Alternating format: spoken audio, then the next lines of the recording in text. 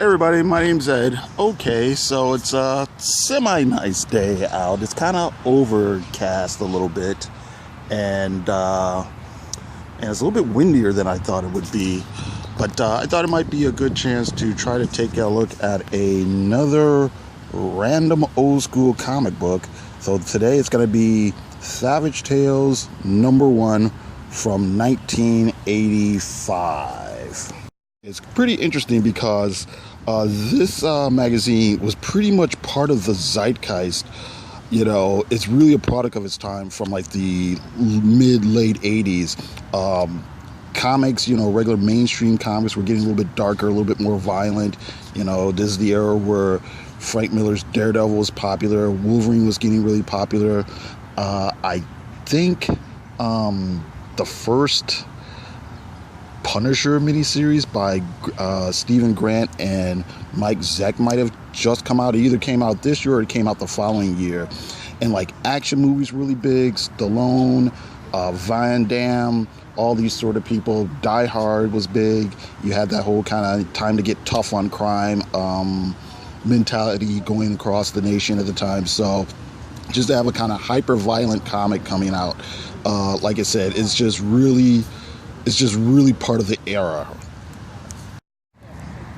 Okay, so we have this cover by Michael Golden, and again, you've got like the women. They look like they're wearing lingerie, thigh-high boots, machine guns, motorcycles. It's something straight out of like a, you know, Judas Priest, Motley Crue music video. You've got the smiley face with bullet holes in it. The editor was Larry Hama, and you've got a kind of funny sort of editorial here. He goes, "You want philosophy? Read Schopenhauer, Kierkegaard, and Proust. They wrote it good." And where is it at? Oh, shoot! I'm looking for it. Oh, here it is. Do you like distended, bitter diatribes on the subject of violence never solves anything? You're not going to like Savage Tales. Violence certainly does solve things. It solved Hitler, didn't it? So that's pretty funny.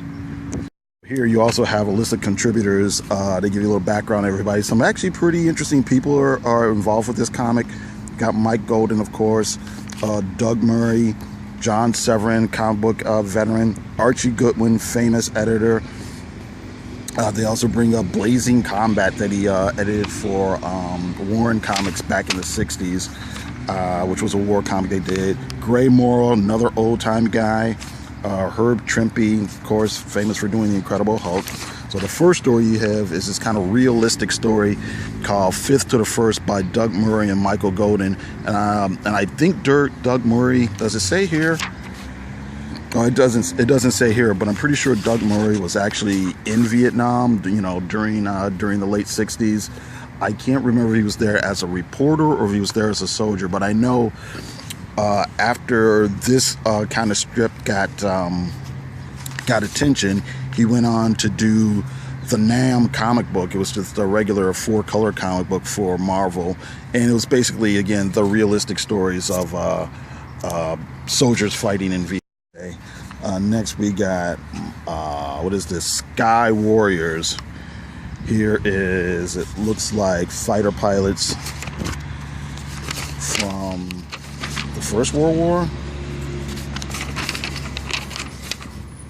Okay, ka-chow.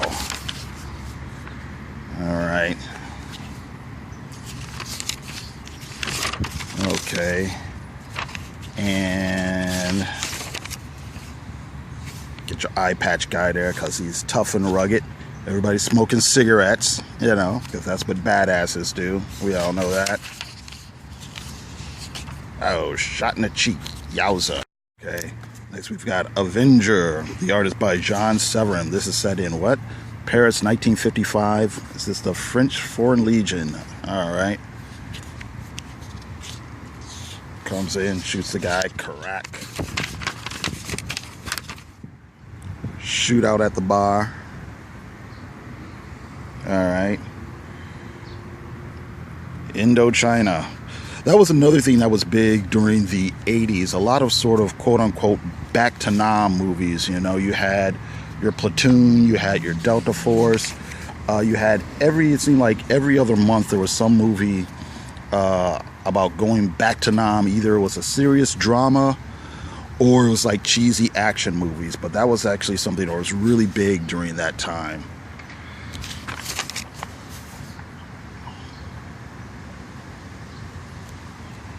Your Apocalypse Now. Well, Apocalypse Now was actually a little bit earlier. That's like from around 79 or 80 or so.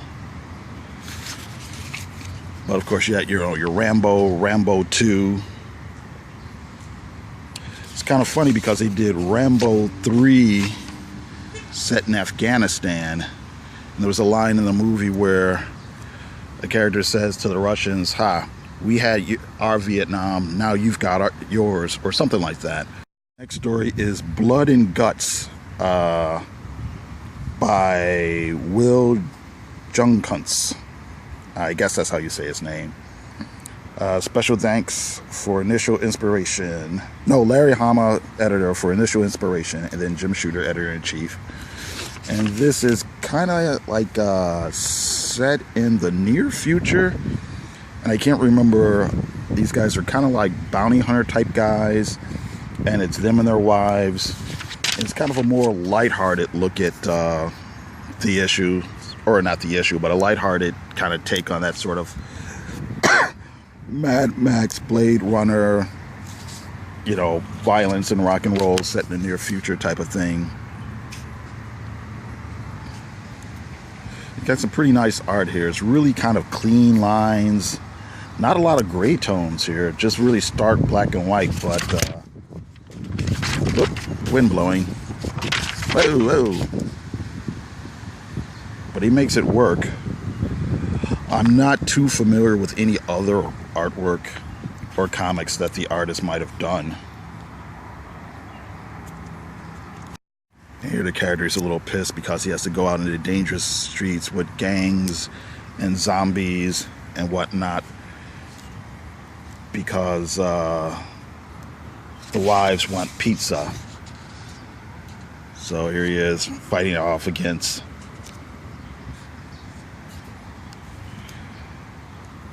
"I'm tired of being pushed around."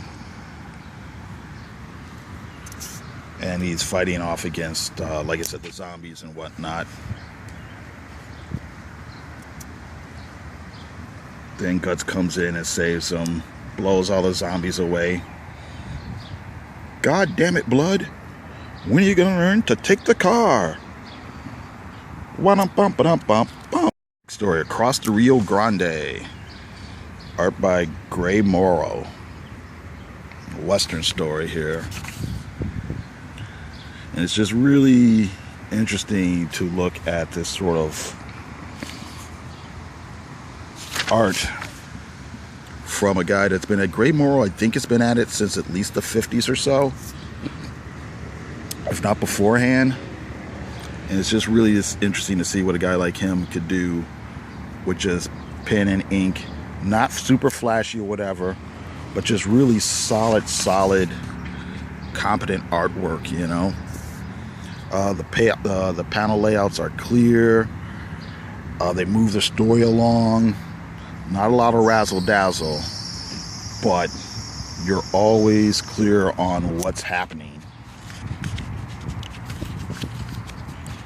And okay, that's pretty much. Here's a subscription page. Michael Golden art. It's kind of funny, the kind of mascot characters.